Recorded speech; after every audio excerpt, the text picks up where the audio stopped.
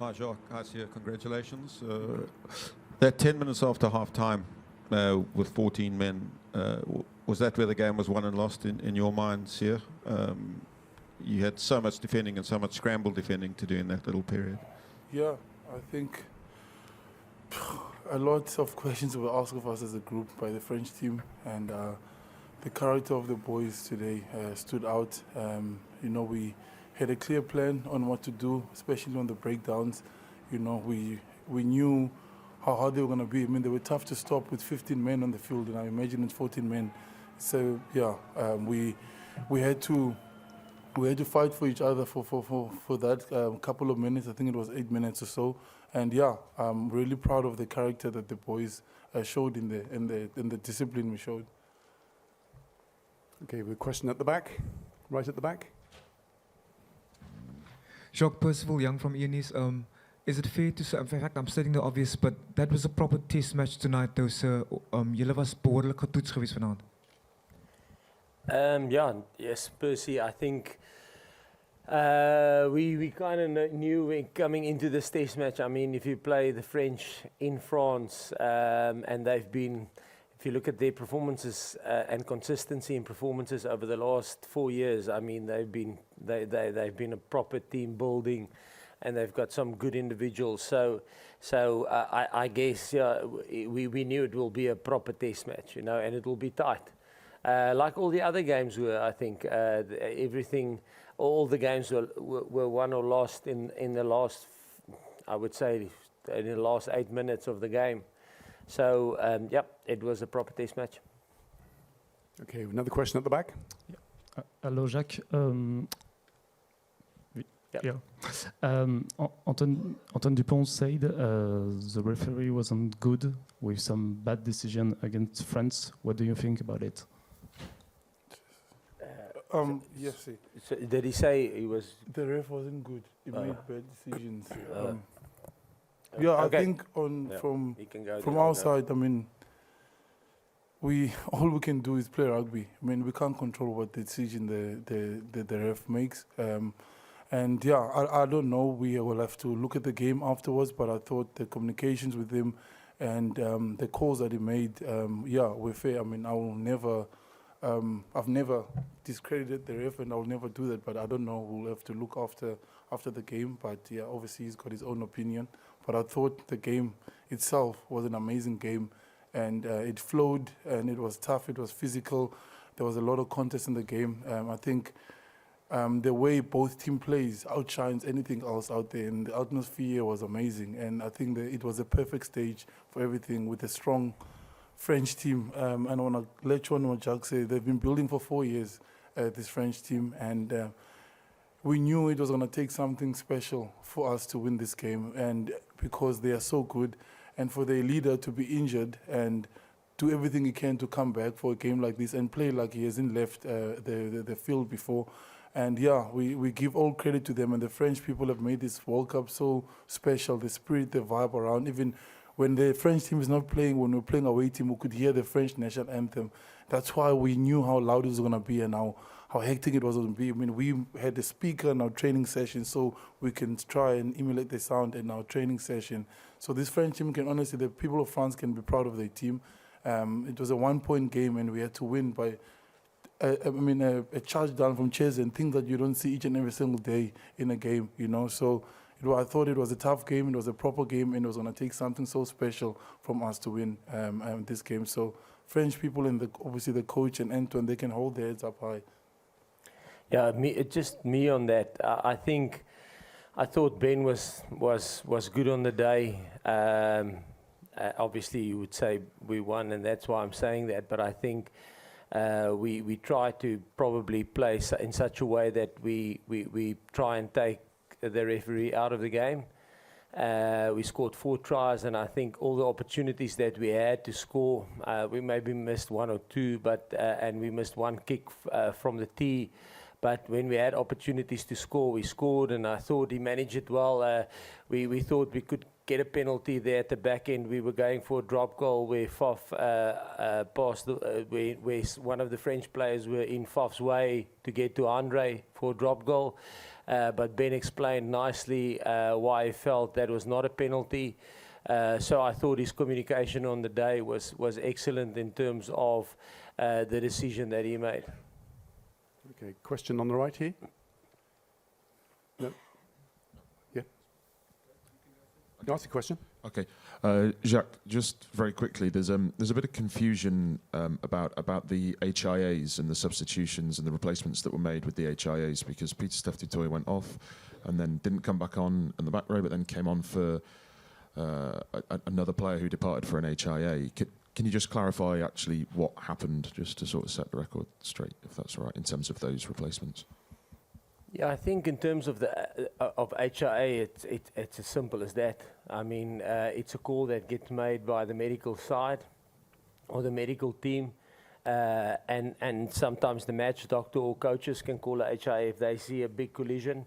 Peter Steph's one, we actually felt it was very similar to the Evan incident, but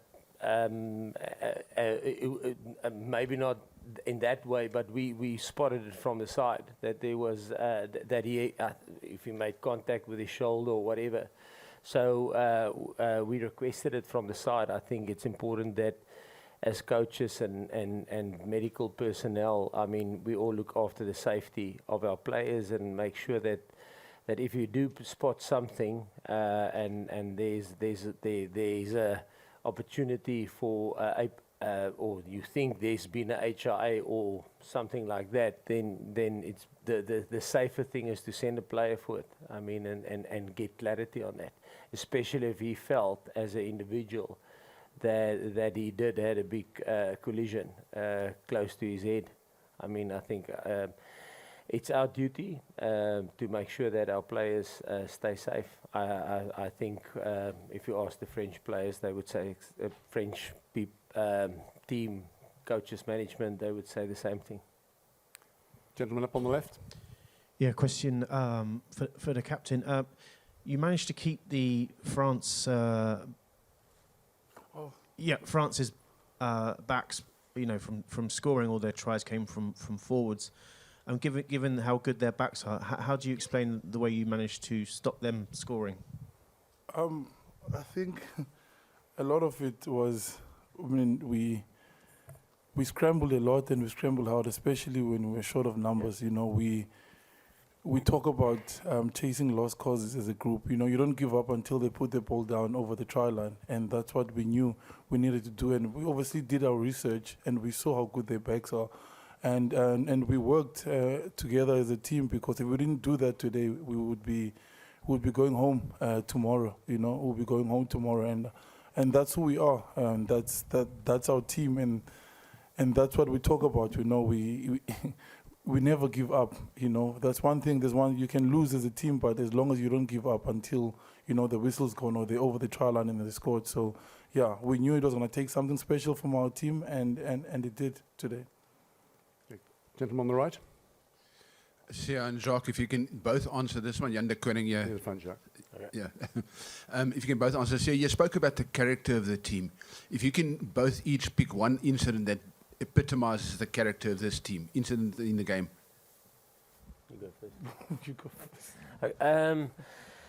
I think, yeah, for me, I think back at 2019 in the quarterfinal, we the forwards had to score a 60-meter maul try to break open the game and to win the quarterfinal. I thought tonight, not a lot of people will remember it, but Cheslin's charge down I thought was special. You don't see that often, and that's somebody chasing a lost cause, you know. So I thought that was quite excellent. And then, like Sia said, yes, we were broken up defensively, which is unfortunately my department. We were opened up a couple of times, but the amount of scramble and work rate and effort that the players put in was I thought was enormous.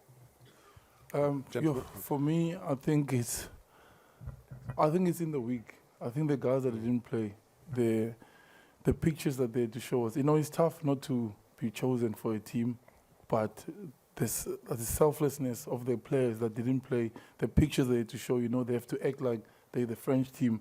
It was special, and I think the bench, when they came on, the subs were made early in the game, then they came on, they made a huge difference, and that's what this team is about. When you get taken off, how we knew the amount of support that the team would need, how we were screaming when the sergeant, just shouting, getting them up, that's important. I think the way they played today, the guys that came on the bench, is special, and that's what we're going to need going forward.